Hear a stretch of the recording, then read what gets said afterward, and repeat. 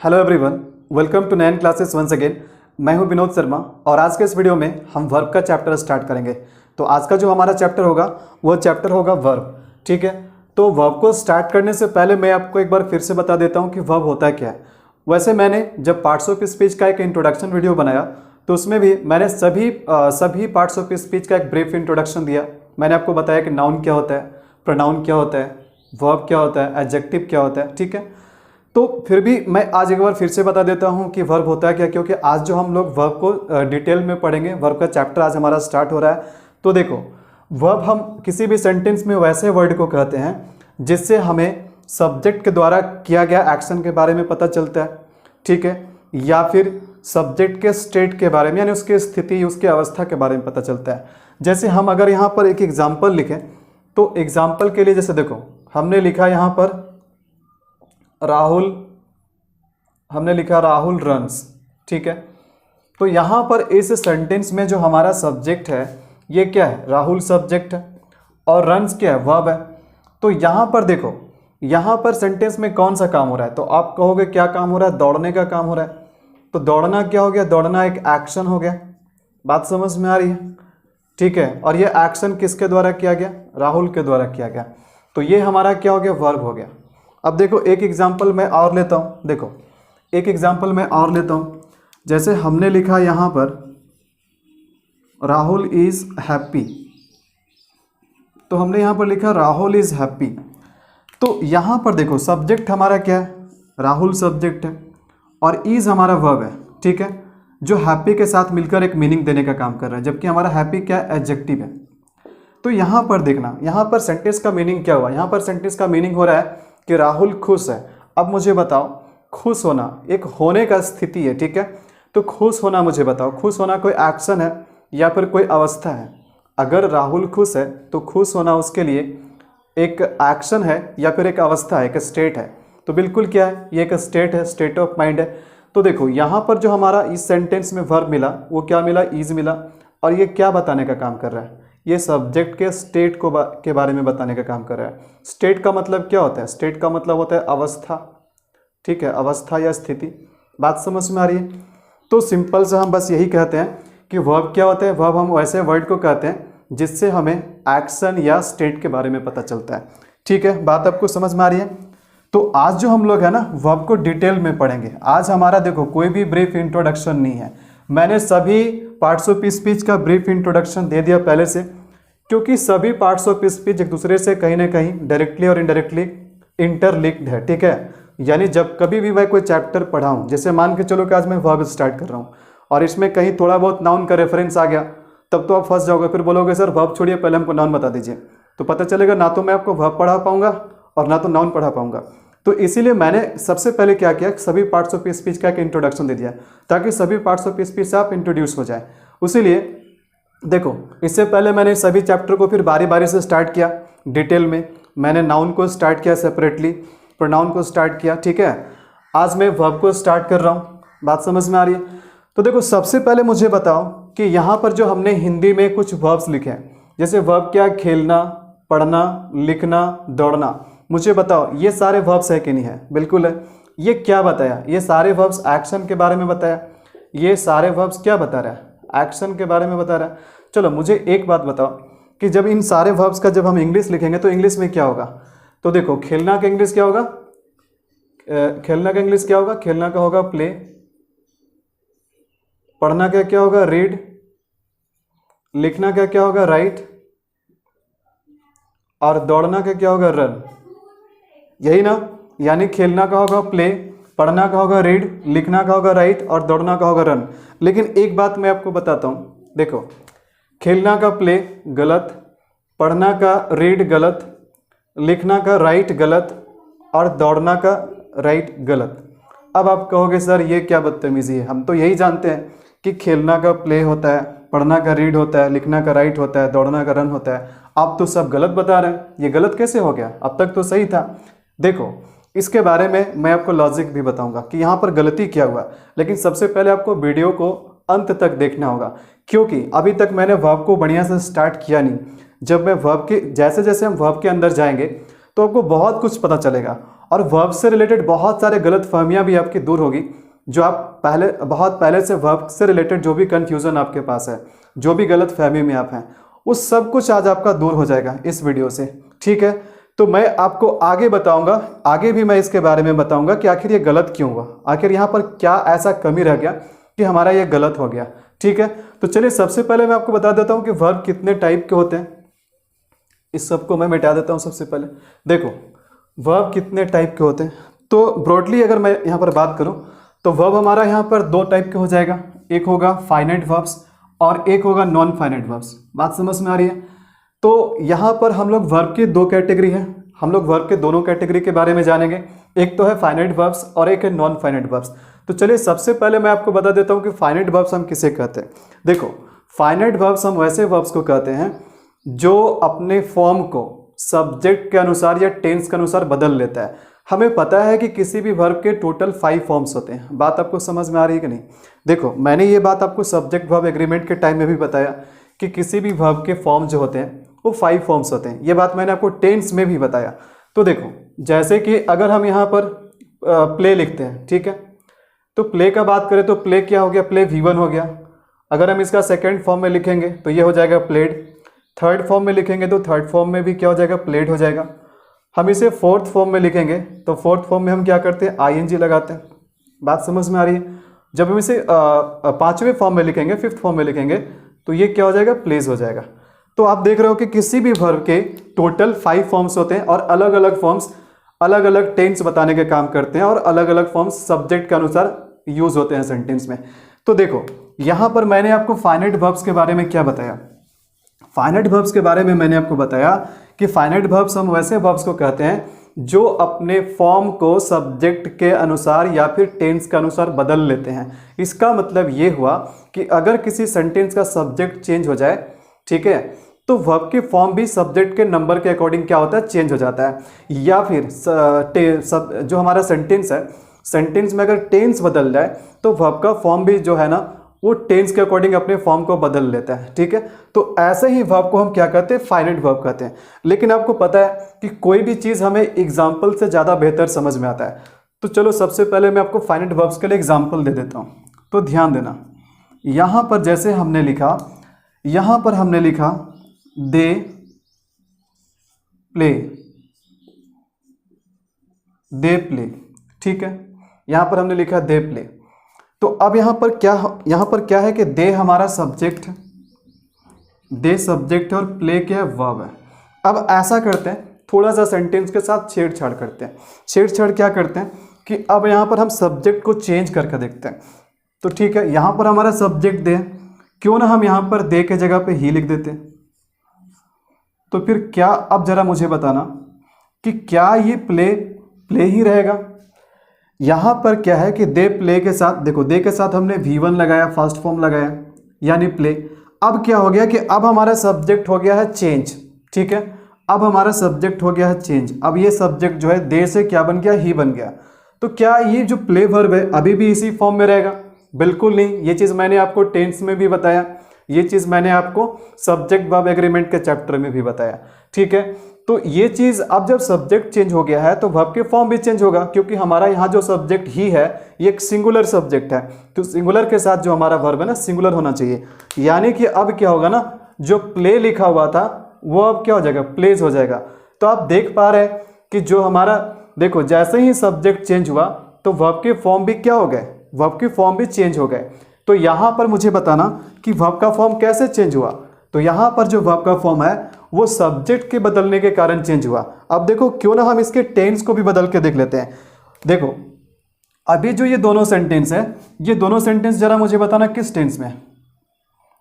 मैंने आपको टेंस में बताया आपको, देखो ये क्या है, V1 है और ये हमारा क्या है, V5 है। ठीक है, और V1 V5 क्या करता है, प्रेजेंट बताने का काम करता है। तो यहाँ पर जो हमने वर्ब में जो बदलाव देखा वो सब्जेक्ट के अकॉर्डिंग देखा। अब देखो यहाँ पर मैं आपको टेंस के अकॉर्डिंग दिखाता हूँ। तो क्यों ना अब हम ऐसा करते हैं कि अभी जो मेरा सेंटेंस प्रेजेंट में लिखा हुआ है उसे हम पास्ट में करके देखते हैं। ठीक है, अब इसे हम पास्ट में करके देखते हैं, क्या पास्ट में करने से वर्ब के फॉर्म चेंज होंगे हमारे? तो यही चीज़ हमें देखना है। तो देखो यहाँ पर हमने लिखा ही तो देखो पास्ट बताने के लिए क्या चाहिए हमें, पास्ट बताने के लिए हमें V2 चाहिए, प्रेजेंट बताने के लिए क्या चाहिए, V1 चाहिए या V5 चाहिए। बात समझ में आ रही है, ठीक है। लेकिन पास्ट बताने के लिए हमें क्या चाहिए, V2 चाहिए। तो जब पास्ट बताने के लिए V2 चाहिए तो हर हाल में हमें क्या करना पड़ेगा, वर्ब के फॉर्म को चेंज करना पड़ेगा। तो अब यहां पर देखो, यहां पर हमारा सब्जेक्ट क्या है, ही है, और वर्ब हमारा प्लेड है। तो देखना यहां पर भी हमारा क्या हो गया, वर्ब के फॉर्म चेंज हो गए। यहां पर जो अब हमारा प्ले था ये अब V2 के फॉर्म में चला आया। तो आप ध्यान से देख रहे हो इस चीज़ को कि यहाँ पर जो था हमने तो टेंस नहीं बदला, लेकिन फिर भी वर्ब के फॉर्म चेंज हुआ, प्ले से प्लेज हो गया।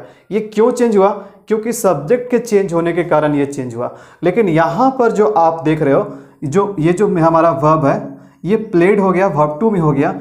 ये किसके अकॉर्डिंग हुआ, ये टेंस के अकॉर्डिंग हुआ, यानी टेंस भी बदल गया तो वर्ब के फॉर्म भी क्या हो गया, चेंज हो गए।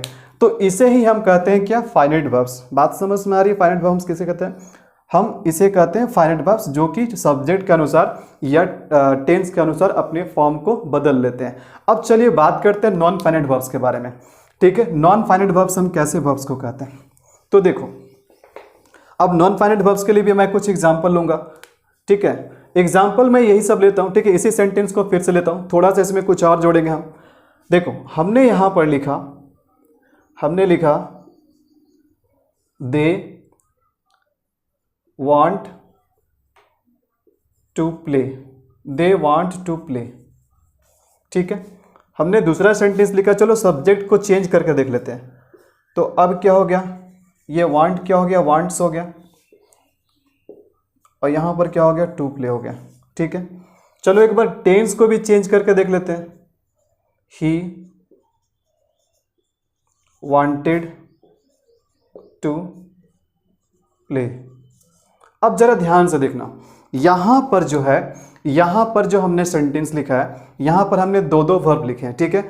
अब यही दोनों वर्ब में हमें पहचानना है कि इसमें से कौन सा वर्ब फाइनाइट है और कौन सा वर्ब नॉन फाइनाइट है। तो ये जो एग्जांपल मैंने दिया, इस एग्जांपल से आपका दोनों क्लियर होगा, फाइनाइट भी क्लियर होगा और नॉन फाइनाइट भी क्लियर होगा। देखो यहां पर ध्यान से देखना, हमारा सब्जेक्ट क्या है, हमारा सब्जेक्ट है ये दे है। यहां पर हमारा एक वर्ब है वांट और एक वर्ब है टू प्ले, ठीक है।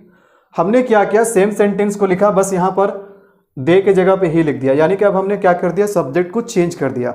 देखो तो सब्जेक्ट को जैसे ही चेंज किया, यानी दे से जब हमने ही किया तो यहां पर वांट क्या हो गया, यहां पर वांट्स हो गया, यानी जो हमारा पहले V1 के फॉर्म में था अब ये क्या हो गया, अब ये हमारा V5 के फॉर्म में हो गया।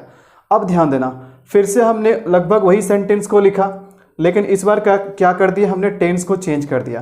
तो टेंस को चेंज किया तो जो वांट हमारा V1 में था वो अब हमारा क्या हो गया, V2 में हो गया, ये हमारा क्या हो गया, V2 हो गया। तो टेंस के अकॉर्डिंग यहाँ भी बदल गया। लेकिन जरा अब मुझे एक चीज़ बताओ, यहाँ सब्जेक्ट बदला, यहाँ टेंस बदला, वर्ब के फॉर्म चेंज हो गए, वांट्स हो गया, वांटेड हो गया, क्या किसी भी परिस्थिति में हमारा टू प्ले चेंज हुआ? देखो टू प्ले यहाँ भी वैसे ही है, यहाँ भी वैसे ही है, यहाँ भी वैसे ही है, यानी सब्जेक्ट के बदलने से भी टू प्ले चेंज नहीं हुआ, हमारे टेंस के बदलने से भी टू प्ले चेंज नहीं हुआ। तो इसका मतलब ये है, इसका मतलब हमारा ये है कि जो वर्ब अपना फॉर्म चेंज कर ले रहा है टेंस के अकॉर्डिंग और सब्जेक्ट के अकॉर्डिंग, तो वो हमारा फाइनाइट वर्ब्स है। और जो वर्ब हमारा टेंस के अकॉर्डिंग और सब्जेक्ट के अकॉर्डिंग फॉर्म को चेंज नहीं कर पा रहा है वो हमारा नॉन फाइनाइट वर्ब्स है। तो हम कह सकते हैं कि दे वांट टू प्ले में हमारा जो वांट है ये क्या है, ये फाइनाइट वर्ब है, और ये टू प्ले क्या है, टू प्ले है नॉन फाइनाइट वर्ब। देखो मैं फाइनाइट वर्ब को डिनोट कर रहा हूँ FV से और नॉन फाइनाइट को कर रहा हूँ NFV से, ठीक है। तो अगेन हमारा वांट्स क्या है, फाइनाइट वर्ब है क्योंकि ये अपने फॉर्म को चेंज कर पा रहा है, और टू प्ले क्या है, नॉन फाइनाइट वर्ब है। बात आपको समझ में आ रही है, ठीक है। यहाँ पर हमारा फिर से वांटेड क्या हो गया, फाइनाइट वर्ब हो गया, लेकिन ये जो हमारा है टू प्ले ये नॉन फाइनाइट वर्ब है। बात आपको समझ में आ रही है कि हम फाइनाइट वर्ब्स और नॉन फाइनाइट वर्ब्स किसे कहते हैं। चलो एक दो एग्जांपल मैं आपको और देता हूँ, ठीक है, इसे मिटा देते हैं।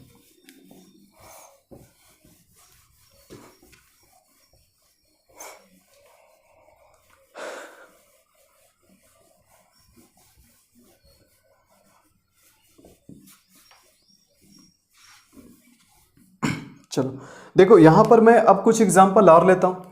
अब जैसे कि हमने यहाँ पर लिखा, हमने लिखा शी इज रीडिंग। ठीक है, तो इस सेंटेंस में ध्यान देना, इस सेंटेंस में भी आपको दो वर्ब मिलेगा। तो एक देखो, सबसे पहले शी सब्जेक्ट है, इज हमारा वर्ब है, और यहाँ पर रीडिंग हमारा क्या, ये भी वर्ब है।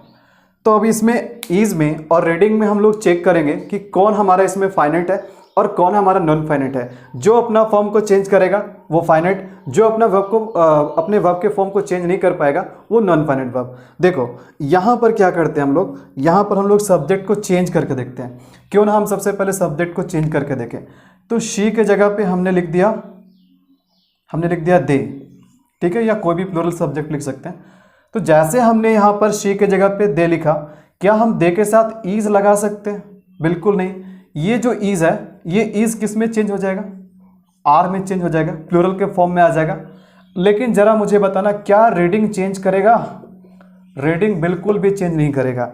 तो इससे साफ हमें पता चल गया कि ईज जो चेंज कर ले रहा है वो फाइनाइट है, और जो चेंज नहीं कर पा रहा है रीडिंग, वो क्या, नॉन फाइनाइट है। ठीक है, देखो टेंस भी चेंज करके मैं दिखा देता हूँ।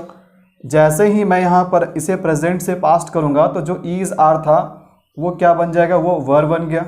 दे के अकॉर्डिंग क्या बन गया, वर्ब बन गया। ठीक है, लेकिन मुझे बताना, क्या ये प्रेजेंट से पास्ट में चल गया फिर भी रीडिंग पे कोई फर्क पड़ा? रीडिंग पे कोई फर्क पड़ा? कोई फर्क नहीं पड़ा। तो यहाँ पर हम कह सकते हैं कि आर हमारा फाइनाइट वर्ब है। ठीक है, रीडिंग हमारा नॉन फाइनाइट वर्ब है। ठीक है, वर्ब हमारा फाइनाइट वर्ब है और रीडिंग हमारा क्या, नॉन फाइनाइट वर्ब है। अब मुझे आशा है कि अब आपको बिल्कुल क्लियर हो गया होगा कि हम फाइनाइट और नॉन फाइनाइट हम किसे कहते हैं। ठीक है, बात आपको समझ में आ रही। अब चलो मैं आपको बताता हूँ कि किसे वर्ब की ये दोनों कैटेगरी में कौन से कैटेगरी को हमें डिटेल में पढ़ना है। क्या आप पहले सब्जेक्ट वर्ब एग्रीमेंट पढ़ चुके हैं? क्या आपने इससे पहले सब्जेक्ट वर्ब एग्रीमेंट पढ़ा? क्या आपने इससे पहले टेंस पढ़ा? तो देखो, अगर आप पहले से ये दो टॉपिक पढ़ रखे हैं, एक तो पहला सब्जेक्ट वर्ब एग्रीमेंट और दूसरा टेंस, तो मैं आपको बताता हूँ कि तब आपको यहाँ पर, अगर आप ये दो टॉपिक पहले से पढ़ चुके हैं, तब यहाँ पर आपको फाइनाइट वर्ब पढ़ने का कोई ज़रूरत नहीं है। ठीक है, और वैसे मैं सेपरेटली फाइनाइट वर्ब को पढ़ाता भी नहीं हूँ, क्योंकि जो चीज़ हमारा ऑलरेडी सब्जेक्ट वर्ब एग्रीमेंट में है और टेंस में है, उसे हमें अलग से क्यों पढ़ना। ठीक है, बात आपको समझ में आना चाहिए, क्योंकि फाइनाइट वर्ब के बारे में हमने बताया कि वैसा वर्ब जो सब्जेक्ट के अनुसार अपना फॉर्म बदल ले। तो जरा मुझे बताओ, सब्जेक्ट वर्ब एग्रीमेंट में मैंने आपको क्या बताया कि अगर सब्जेक्ट सिंगुलर होगा तो वर्ब को भी सिंगुलर होना चाहिए, अगर सब्जेक्ट प्लूरल होगा तो वर्ब को भी प्लूरल होना चाहिए। तो यही चीज़ तो मैंने आपको सब्जेक्ट वर्ब एग्रीमेंट में पढ़ाया। दूसरा क्या हमने फाइनाइट वर्ब के बारे में आज सीखा कि फाइनाइट वर्ब वैसे वर्ब को कहते हैं जो टेंस के अनुसार अपने फॉर्म को चेंज कर लेते हैं। तो क्या टेंस में मैंने आपको नहीं बताया, ठीक है, कि हम प्रेजेंट टेंस के लिए कौन से वर्ब के फॉर्म को चेंज करते हैं, पास्ट टेंस के लिए कौन सा वर्ब का फॉर्म होता है, फ्यूचर के लिए क्या होता है। तो ये दोनों ही बात ऑलरेडी मैंने आपको सब्जेक्ट वर्ब एग्रीमेंट और टेंस में बता रखा है। तो इसका मतलब है कि हमें जो हमारा जो वर्ब के दो कैटेगरी है, एक फाइनाइट वर्ब और एक नॉन फाइनाइट वर्ब, इसमें हमें यहाँ पर फाइनाइट वर्ब को पढ़ने का कोई ज़रूरत नहीं है। हमारा जो मेन फोकस होगा ये वर्ब के चैप्टर में, ये होगा नॉन फाइनाइट वर्ब के बारे में। तो हम लोग यहाँ पर वर्ब के बारे में जो डिटेल में पढ़ेंगे वो क्या पढ़ेंगे, नॉन फाइनाइट वर्ब्स। बात समझ में आ रही है आपको? तो चलो मैं आपको आज बता देता हूँ कि नॉन फाइनाइट वर्ब्स में मैं आपको क्या क्या पढ़ाऊंगा, नॉन फाइनाइट वर्ब्स के अंदर हमें क्या क्या पढ़ने हैं। तो देखो, नॉन फाइनाइट वर्ब्स में जो हमारा पहला होगा ये होगा इन्फिनेटिव। आपने पहले सुना भी होगा, ठीक है, हो सकता है कि आपने पहले पढ़ा भी होगा, लेकिन कभी हमसे भी पढ़ के देख लो, ठीक है, सारा चीज़ एक बार में समझ में आपको आ जाएगा। तो देखो, जो हम लोग नॉन फाइनाइट में पढ़ेंगे वो पहला हमारा क्या होगा, इन्फिनेटिव होगा। अब देखो, इन्फिनेटिव के अंदर भी कुछ टाइप है। इन्फिनेटिव में जो हमारा पहला इन्फिनेटिव है उसे हम कहते हैं फुल इन्फिनेटिव, ठीक है। तो देखो, हमारा फुल इन्फिनेटिव से मतलब है वैसा वर्ब जो 2 + V1 के फॉर्म में हो, वैसे वर्ब जो 2 + V1 के फॉर्म में हो उसे हम फुल इन्फिनेटिव कहते हैं। वैसे जनरली इन्फिनेटिव का जो पहचान होता है ना, वो 2 + V1 होता है। कभी भी जब आपको इन्फिनेटिव के बारे में बताया जाए, ठीक है, या इन्फिनेटिव सुनते ही आपको समझ जाना है क्या, 2 + V1। जनरली हम इन्फिनेटिव को पहचानते कैसे, 2 + V1 से। तो जिसमें 2 भी रहता है और V1 भी रहता है उसे हम क्या कहते हैं, फुल इन्फिनेटिव कहते हैं। बात समझ में आ रही है? अगला जो हमारा इन्फिनेटिव है ये है बेयर इन्फिनेटिव। देखो बेयर का मतलब हम लोग यहाँ पर कह सकते हैं विदाउट, ठीक है, या फिर हम इसे कह सकते हैं हाफ इन्फिनेटिव। ये फुल इन्फिनेटिव है और ये हाफ इन्फिनेटिव है। देखो जो हमारा इन्फिनेटिव का जनरल पहचान है वो क्या है, 2 + v1। तो देखो यहाँ पर हमारा 2 + v1 है, इसीलिए क्या ये फुल इन्फिनेटिव है। लेकिन आप यहाँ पर देख रहे हो बेयर इन्फिनेटिव में आपको यहाँ पर केवल v1 दिखाई दे रहा है, यहाँ पर आपको क्या नहीं दिखाई दिया, यहाँ पर 2 क्या है, 2 यहाँ पर मिसिंग है, ठीक है, केवल क्या है, केवल v1 है। तो जो केवल v1 होता है उसे हम क्या कहते हैं, उसे हम कहते हैं इन्फिनेटिव विदाउट 2 या फिर बेयर इन्फिनेटिव, या फिर हम उसे हाफ इन्फिनेटिव भी कहते हैं। तो देखो अगला जो हमारा इन्फिनेटिव में है वो क्या है, क्वालिफायर इन्फिनेटिव। क्वालिफायर इन्फिनेटिव का भी पहचान क्या होता है, क्वालिफायर इन्फिनेटिव का भी पहचान होता है 2 + v1। इसका काम होता है क्वालिफाई करने का, आगे आपको पता चलेगा जब मैं इसका यूजेस के बारे में बताऊंगा तब। देखो तो ये तो हमारा ए में जो पढ़ना है इन्फिनेटिव पढ़ना है। दूसरा जो हम बी में पढ़ेंगे जेरेंड पढ़ेंगे, ठीक है, क्या पढ़ेंगे, जेरेंड। तो जेरेंड के बारे में भी आपने पहले सुना होगा। जेरेंड में बहुत सारे क्वेश्चंस बनते हैं, बहुत सारे इसके यूजेस है, लेकिन इसके अंडर कुछ नहीं। जैसे इसके अंडर ये कैटेगरी है ना, full infinitive, bare infinitive, qualifier infinitive, यहाँ पर ऐसा कोई कैटेगरी नहीं है, केवल और केवल इसके यूजेस है जिसके बारे में मैं आपको बताऊंगा। देखो अब वैसे आपको मैं बताता हूँ कि जेरेंड का पहचान क्या होता है। वैसे कोई भी वर्ब जिसमें हमें ing लगा मिले, क्या मिले, ing हम किस फॉर्म को कहते हैं, वर्ब के चौथे फॉर्म को कहते हैं। यानी जब हमें किसी वर्ब में ing लगा मिलेगा तो वो वर्ब हमारा क्या होगा, जेरेंड होगा। बात समझ में आ रही है। तो जेरेंड हम लोग पढ़ेंगे सेकंड में। हमारा जो लास्ट में होगा थर्ड में, सी नंबर में, ये हम पढ़ेंगे पार्टिसिपल पढ़ेंगे, ठीक है। तो पार्टिसिपल्स में हमें क्या क्या पढ़ने हैं, तो पार्टिसिपल्स में सबसे पहले तो हमें पढ़ने हैं प्रेजेंट पार्टिसिपल, ठीक है, उसके बाद हम पढ़ेंगे पास्ट पार्टिसिपल, उसके बाद हम पढ़ेंगे परफेक्ट पार्टिसिपल।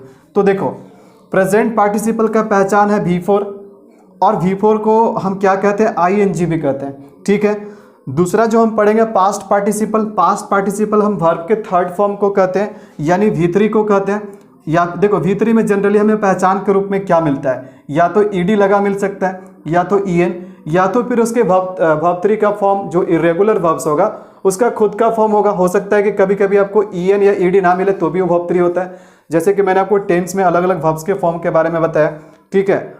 और जो हमारा आखिरी होगा परफेक्ट पार्टिसिपल, परफेक्ट पार्टिसिपल में हैविंग प्लस V3। तो इन सारे यूजेस के बारे में हमें पढ़ने, और वर्ब से ढेर सारा क्वेश्चंस नॉन फाइनाइट वर्ब से बनता है, ठीक है। बाकी का तो आपने टेंस पढ़ ही लिया, आपने सब्जेक्ट वर्ब एग्रीमेंट पढ़ लिया। उसके बाद जो हमारा वर्ब से जो क्वेश्चन बनता है वो कहाँ से बनता है, वो क्वेश्चन हमारे नॉन फाइनाइट वर्ब से बनता है।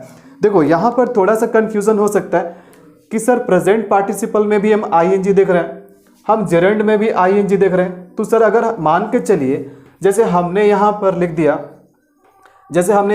मूविंग, ठीक है, हमने यहाँ लिख दिया मूविंग, या फिर चलो हमने लिख दिया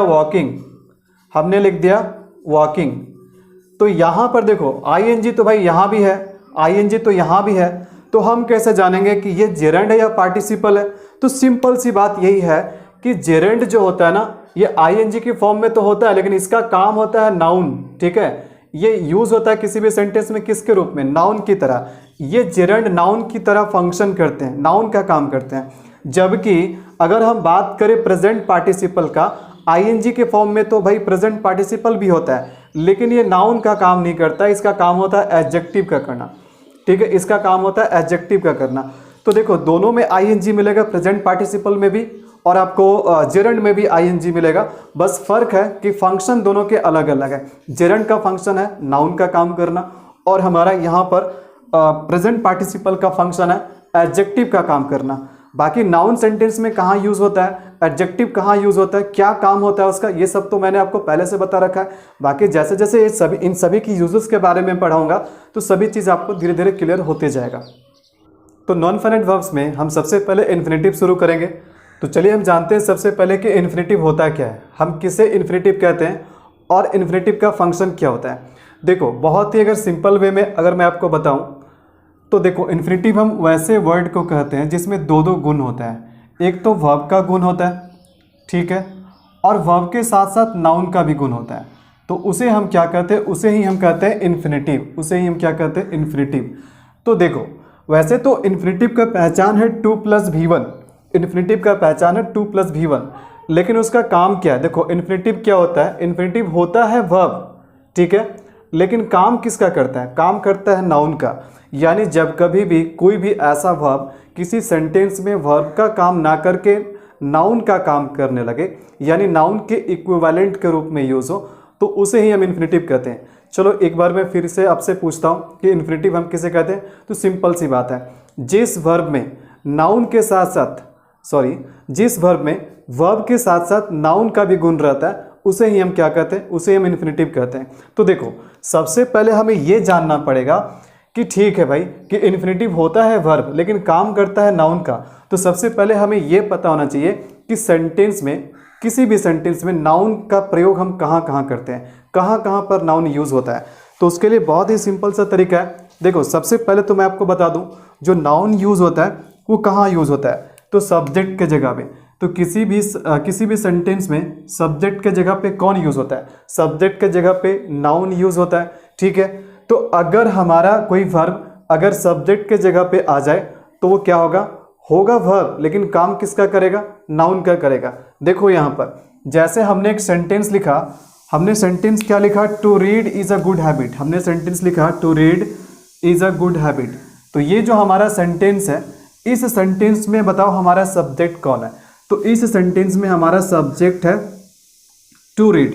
तो देखो टू रीड क्या है, टू रीड वर्ब है और 2 + V1 के रूप में, 2 + V1 के रूप में तो क्या इन्फिनेटिव है, लेकिन काम किसका कर रहा है, काम सब्जेक्ट का कर रहा है। और हम जानते हैं कि सब्जेक्ट का काम वही करता है जिसमें नाउन का गुण होता है। तो इस इन्फिनेटिव में नाउन का गुण है, तभी तो ये सब्जेक्ट के जगह पे आ रहा है। तो देखो यहाँ पर मैं क्या कर रहा हूँ, इन्फिनेटिव के साथ साथ मैं आपको एग्जाम्पल के साथ साथ मैं आपको यूजेस भी बता रहा हूँ। यानी कि इन्फिनेटिव में वर्ब के साथ साथ नाउन का भी गुण होता है। और अगर यूजेस की बात करें तो सबसे पहले क्या हम इन्फिनेटिव का यूज़ कहाँ करते हैं, सब्जेक्ट के जगह पे करते हैं। ठीक है, चलो तो ये इस एग्जाम्पल से आपको क्लियर हो गया। अब मैं बात करता हूँ सेकेंड यूजेस के बारे में। तो देखो दूसरा हमारा नाउन कहाँ पर यूज़ होता है, दूसरा हमारा नाउन यूज़ होता है ऑब्जेक्ट के जगह पे। तो देखो हम कह सकते हैं यूजेस में एज एन ऑब्जेक्ट, यानी अगर कोई इन्फिनेटिव 2 + V1 ऑब्जेक्ट के जगह पे आएगा तो वो क्या करेगा, रहेगा वर्ब लेकिन काम करेगा नाउन का। जैसे एग्जाम्पल देखो आप यहाँ पर देख सकते हो, यहाँ पर सेंटेंस है आई वांट टू रीड। तो यहाँ पर आई हमारा सब्जेक्ट है, वांट हमारा सेंटेंस का मेन वर्ब है। लेकिन देखो टू रीड क्या है, टू रीड आपको देखने से लग रहा है कि वर्ब है, लेकिन वर्ब तो है लेकिन ये काम वर्ब का नहीं कर रहा है। सेंटेंस में ये काम कर रहा है ऑब्जेक्ट का। किसका काम कर रहा है, ऑब्जेक्ट का। और हम जानते हैं कि ऑब्जेक्ट की जगह पे कौन आता है, नाउन आता है। चलो उसके बाद अगर मैं आपको एक चीज़ बताऊं तो यहाँ पर देखना हम इन्फिनेटिव का यूज़ कॉम्प्लीमेंट के रूप में भी कर सकते हैं। यानी कॉम्प्लीमेंट के रूप में नाउन का भी यूज़ होता है, तो उसी तरीके से हम कॉम्प्लीमेंट के रूप में हम इन्फिनेटिव का यूज़ कर सकते हैं। देखो सबसे पहले मैं आपको बता देता हूँ कि कॉम्प्लीमेंट होता क्या है। तो देखिए कॉम्प्लीमेंट का थोड़ा सा स्पेलिंग से कंफ्यूज मत होइएगा। कॉम्प्लीमेंट का 2 तरह का स्पेलिंग होता है। एक तो कॉम्प्लीमेंट आपने ये देखा, और एक कॉम्प्लीमेंट क्या होता है, एक कॉम्प्लीमेंट ये वाला होता है COMPLIMENT। तो गौर से देखोगे तो इस कॉम्प्लीमेंट और इस कॉम्प्लीमेंट में क्या अंतर है, बस अंतर यही है कि यहाँ पर L के बाद क्या है, E है, और यहाँ पर L के बाद क्या है, I है। ठीक है, तो दोनों का उच्चारण सेम है कॉम्प्लीमेंट, लेकिन फ़र्क है कि इस कॉम्प्लीमेंट का मतलब होता है प्रशंसा, इस कॉम्प्लीमेंट का मतलब होता है प्रशंसा। बात समझ में आ रही है। लेकिन इस कॉम्प्लीमेंट का मतलब होता है, इस कॉम्प्लीमेंट का मतलब होता है पूरक।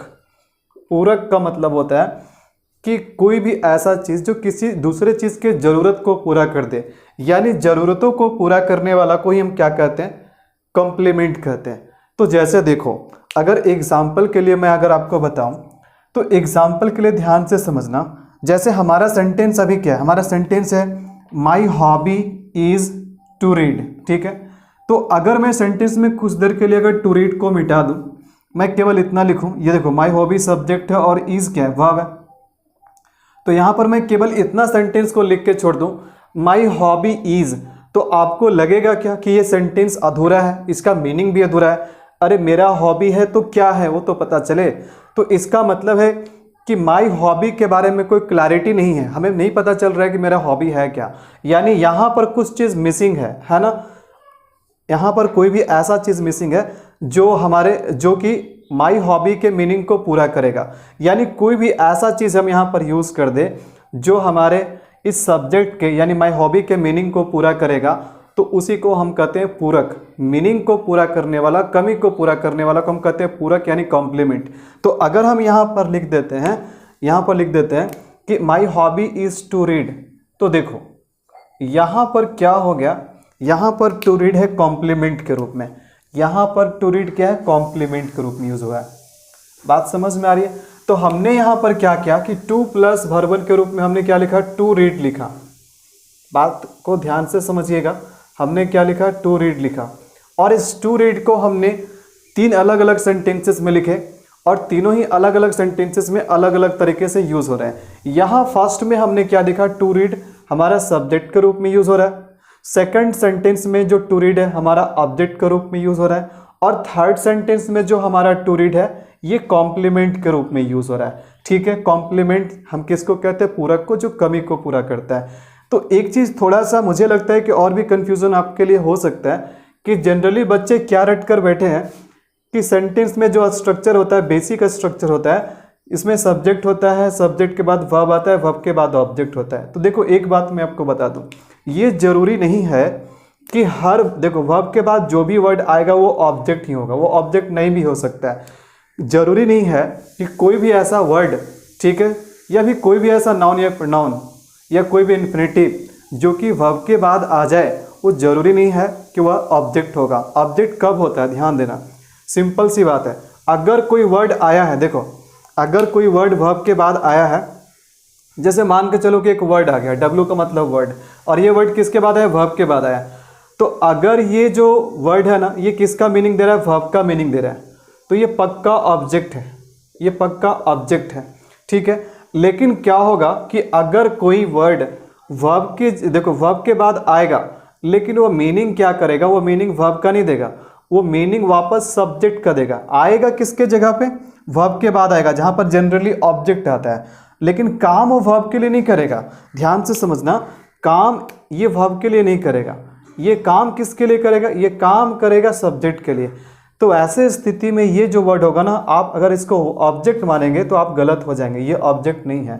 ठीक है, ये हमारा क्या है, ये हमारा कॉम्प्लीमेंट है जो सब्जेक्ट के मीनिंग को पूरा कर रहा है। बात समझ में आ रही है? उसी तरीके से आप यहाँ पर देखना कि यहाँ पर हमने टू रीड लिखा है वर्ब के बाद, तो ये 100% ऑब्जेक्ट है।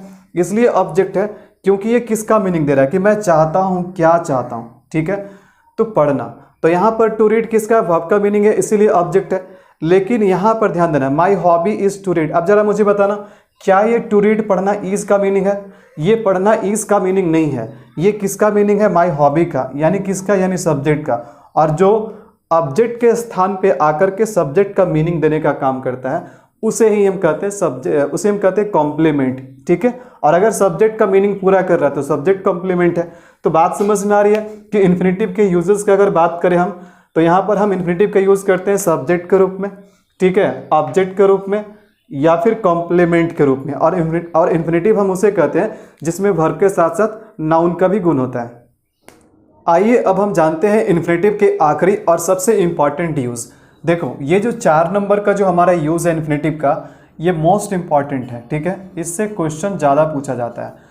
तो एज अ सेकेंडरी वर्ब, जो चौथे नंबर में जो हम लोग इन्फिनेटिव के यूजेस जो जानने वाले हैं, ये क्या है, एज अ सेकेंडरी वर्ब, यानी 2 + V1 को। देखो इन्फिनेटिव क्या हो गया, 2 + V1 हो गया, और 2 + V1 को हमने कहाँ कहाँ यूज़ किया, सब्जेक्ट के जगह पे यूज़ किया, ऑब्जेक्ट के जगह पे यूज़ किया, और कंप्लीमेंट के जगह पे यूज़ किया।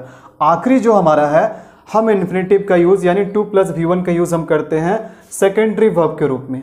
ठीक है, और सेकेंडरी वर्ब का जो पॉइंट हमारा ये इंपॉर्टेंट है। तो चलिए सबसे पहले इस एग्जाम्पल से हम जान लेते हैं कि सेकेंडरी वर्ब होता क्या है।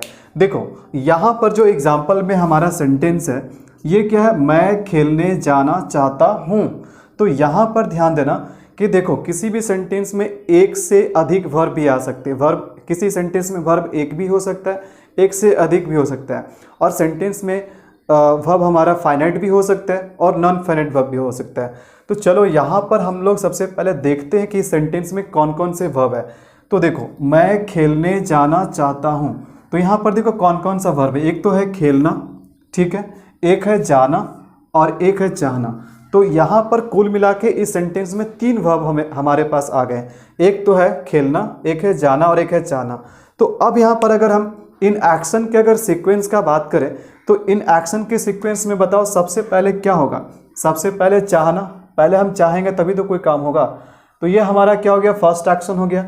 अच्छा, जाना हमारा क्या हो गया, सेकंड एक्शन, पहले चाहेंगे तब जाएंगे। और थर्ड हमारा क्या हो गया, खेलना। तो ये हमारा एक्शन का सीक्वेंस है। तो अब मुझे बताओ कि इन एक्शन में सबसे पहले जो एक्शन हमारा होगा ये कौन सा होगा, चाहने का। और जो हमारा पहला एक्शन होता है, देखो जो हमारा पहला एक्शन होता है उसे हम कहते हैं प्राइमरी वर्ब। ध्यान से समझना इस बात को। जो हमारा पहला एक्शन होता है उसे हम क्या कहते हैं, प्राइमरी वर्ब। और एक बात मैं आपको बताऊं, प्राइमरी वर्ब हम वास्तव में किसको कहते हैं, प्राइमरी वर्ब हम वास्तव में कहते हैं फाइनाइट वर्ब को। किसको कहते हैं जरा बताना, फाइनाइट वर्ब को।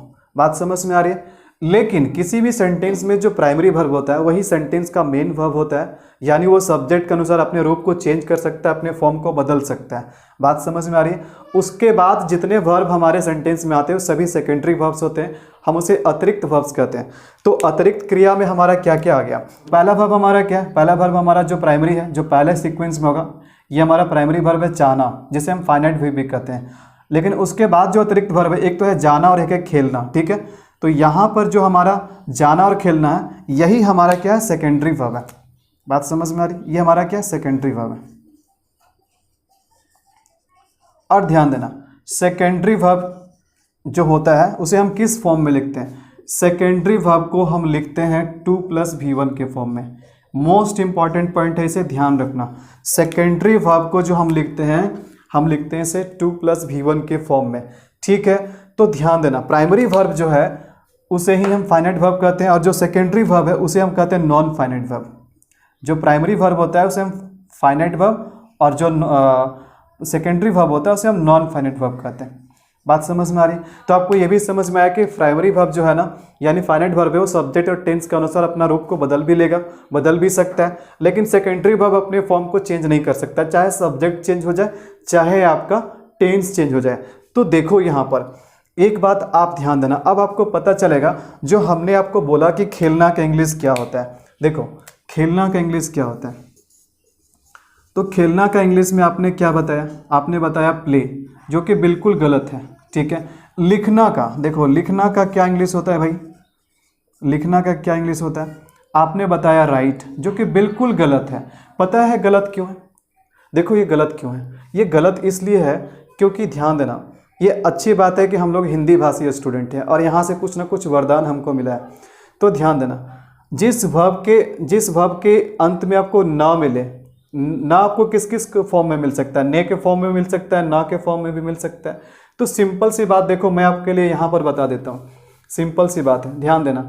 जब तक वर्ब में ना दिखे, देखो ना का दूसरा फॉर्म क्या हो सकता है, नी या फिर ने, ठीक है। तो जब तक आपको ना, नी, ने दिखाई दे, तब तक हम पता है क्या करते हैं, तब तक उस वर्ब को हम टू के साथ लिखते हैं, तब तक हम उस वर्ब को टू के साथ लिखते हैं, ठीक है। सिंपल सी बात है। ये ना खत्म हो जाए ना तो हम टू भी हटा देते हैं। तो आप यहाँ पर ध्यान देना, जब मैंने आपसे पूछा कि खेलना का इंग्लिश क्या होता है, तो यहाँ पर आपको ना दिखाई दिया। जब मैंने आपसे पूछा कि लिखना का इंग्लिश क्या होता है, तो क्या आपको यहाँ पर ना दिखाई दिया। अगर मैं आपसे पूछूंगा कि दौड़ना का इंग्लिश क्या होता है, तो क्या दौड़ना में आपको ना दिखाई दिया। तो जितने भी क्रिया है, जब तक हम उसे सेंटेंस में यूज़ नहीं करते हैं, जब तक वो किसी सब्जेक्ट या टेंस से प्रभावित नहीं होता है, तब तक उसमें ना हमें दिखाई देता है। और जब तक हमें ना दिखाई देता है तब तक हम उसके साथ इन्फिनिटिव के फॉर्म में उसको लिखते हैं, यानी सेकेंडरी वर्ब के फॉर्म में लिखते हैं, यानी कि उसके साथ टू लगाना जरूरी होता है। तो बात आपको समझ में आ रही है। तो तीन वर्ब में से यहाँ पर सेंटेंस में तीन वर्ब है, खेलना, जाना, चाहना। जरा मुझे बताओ इन तीनों वर्ब में से किस वर्ब में आपको ना दिखाई दिया और किस वर्ब में आपको ना नहीं दिखाई दिया। जिस वर्ब में ना दिखाई देगा वहाँ पर हम उस वर्ब के पहले हम टू लगाएंगे, और जिसमें ना नहीं दिखाई देगा उसमें हमें टू लगाने का कोई ज़रूरत नहीं है। तो ध्यान देना, अब जब हम इस सेंटेंस को मैं खेलने जाना चाहता हूँ, अगर हम इसे ट्रांसलेट करने का कोशिश करें तो ये क्या बनेगा, देखो I want to go to play. तो अब आप यहाँ पर ध्यान से देखिएगा, देखो वांट हमने यहाँ पर लिखा, तो वांट में चूंकि ना नहीं था, देखो वांट में ना है, ना नहीं, ये ना क्या बन गया, टेंस के अकॉर्डिंग ता बन गया। तो ना नहीं है तो यहाँ पर हम यहाँ पर क्या करेंगे, वांट में हम टू नहीं लगाएंगे। लेकिन देखो यहाँ पर गो में क्या है, देखो हमने गो के पहले टू क्यों लगाया, क्योंकि यहाँ पर देखो ना है। हमने यहाँ पर प्ले, देखो प्ले के पहले भी टू लगाया, क्यों लगाया, क्योंकि यहाँ पर भी देखो ना है। तो बात समझ में आ रही है। किसी भी सेंटेंस में जो पहला काम होता है, जो सब्जेक्ट से या टेंस से प्रभावित होता है, उसे हम कहते हैं प्राइमरी वर्ब। प्राइमरी वर्ब वास्तव में हम फाइनाइट वर्ब्स को कहते हैं। लेकिन किसी भी सेंटेंस में प्राइमरी वर्ब के अलावे जितने भी एडिशनल वर्ब्स आते हैं उसे हम कहते हैं सेकेंडरी वर्ब्स। और सेकेंडरी वर्ब्स जो होता है हमारा है, सेकेंडरी वर्ब्स को हम नॉन फाइनाइट वर्ब्स कहते हैं। और हम यहाँ पर सेकेंडरी वर्ब को जनरली 2+V1 के फॉर्म में लिखते हैं। बात समझ में आ रही है। और जब तक आपसे कोई किसी भी वर्ब का इंग्लिश पूछे और जब तक उसके अंत में ना दिखे, और ना आपको नी के रूप में भी दिख सकता है, ने के रूप में भी दिख सकता है, तब तक आपको टू लगा करके कहना है। जैसे पढ़ना का टू रीड, लिखना का टू राइट, दौड़ना का टू रन, कूदना का टू जंप। बात समझ में आ रही है। हंसना का टू लाफ, मुस्कुराना का टू स्माइल। तो ये सारे चीज़ में आपको टू तब तक लगाना है जब तक कि ना छिप ना जाए। ना छिपेगा तो हमें टू लगाने का ज़रूरत नहीं है। तो मेरा इंग्लिश के कंप्लीट कोर्स को ज्वाइन करने के लिए आप नैन क्लासेस लर्निंग ऐप को गूगल प्ले स्टोर से इंस्टॉल कीजिए। लिंक आपको नीचे डिस्क्रिप्शन में मिल जाएगा। अभी इंग्लिश कोर्स पर डिस्काउंट चल रहा है, जिसे आप 399 के जगह पे, अभी आप इंग्लिश के कंप्लीट कोर्स को 399 के जगह पे मात्र 299 में ज्वाइन कर सकते हैं। तो 299 कोर्स की क्वालिटी को देखते हुए बहुत ही कम अमाउंट है। ठीक है, आप कहीं भी 299 में कंप्लीट इंग्लिश नहीं सीख सकते हो। तो मात्र आपको नैन क्लासेस ऐसी सुविधा दे रही है जिसे आप ऑनलाइन इंग्लिश के कंप्लीट कोर्स को ज्वाइन कर सकते हो और घर बैठे बहुत ही आसानी से इंग्लिश सीख सकते हो। तो यहाँ पर आपको इस कोर्स में जो मैं इंग्लिश पढ़ाऊँगा वो बिल्कुल ज़ीरो लेवल से होगा, बिल्कुल बेसिक टू एडवांस पढ़ाऊँगा। साथ ही साथ आपको वोकैब के भी जो सेक्शन है, जिसमें हम इडियम्स एंड फ्रेजेस भी कवर करेंगे। आपके वन वर्ड सब्स्टिट्यूशन हो गए, सिनोनिम्स हो गए, एंटोनिम्स हो गए, तो ये सारे वोकैब के पार्ट भी इस कोर्स में कवर किया जाएगा। साथ ही साथ आपको इस कोर्स में आपको स्टडी मटेरियल भी मिलेगा PDF के फॉर्म में। तो बहुत ही अच्छा ऑफर है जिसे आप 299 में ज्वाइन कर सकते हैं। मिलेंगे आपसे नेक्स्ट वीडियो में, तब तक के लिए नमस्कार, it's a goodbye, thank you so much for watching.